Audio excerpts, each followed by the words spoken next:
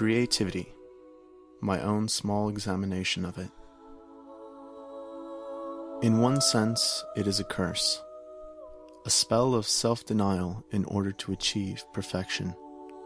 It compels one to abandon the tedious connections with society, pushing one to make all around them reach symmetric beauty through creativity. This creativity drains so heavily that it is almost too heavy to bear at times. But the impulse to push on for that ideal forces them to continue. It's hard to explain the drive. It's hard to understand the lack of it in others. We look at a simple form of construction and see a beautiful skyscraper or the immense castle that it can become. We put into action our grand thoughts, and while others around us struggle to see more than just a house, we leave them behind in their simplicity and lack of ambition.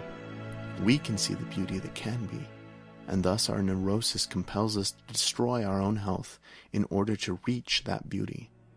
We look at our less creative counterparts and often wonder why they waver so quickly. And when at last we are alone in our pursuit, we too may waver and fall. It is that curse that people see. It is this seemingly senseless self-deprivation that they say define an artist. Any man can torture himself for the sake of feeling creative. No, this is merely the curse. In yet another sense, it is a delusion. Our lofty goals, our unreasonable standards, our perceptions of reality are often unattainable. Perfection is a ledge far beyond the leap of mere man, yet we continue to fool ourselves into chasing for it. The images we see or the order we seemingly conjure up in small scales. Why is it so impossible to achieve this absolutely? The blueprints we lay day in and day out are not out of the question, are they? We demand of ourselves the very best in everything, and when we fall short, we whip ourselves. Why shouldn't those less creative around us do the same? Delusion. And finally, in one way or another, it is a gift. It's not something that can merely be learned, though at times may be ignited in the hearts of others. It is something one is born with. Not all with the gift are equal, nor do they equally seek after it.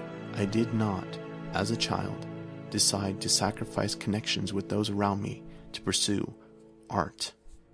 And while I beat myself morally, physically, and mentally for not attaining my mental picture on paper, I did not think, I am doing this because I want to be an artist.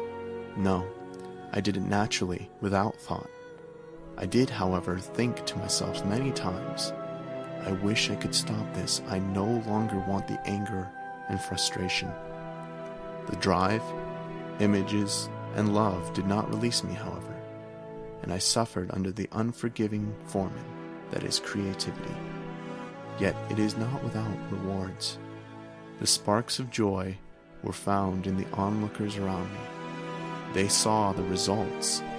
They saw those shimmers of beauty that I choked out. Their praises were bittersweet, but served as prizes nonetheless. So I learned to curve myself to solicit that admiration. I fight with my own narcissism.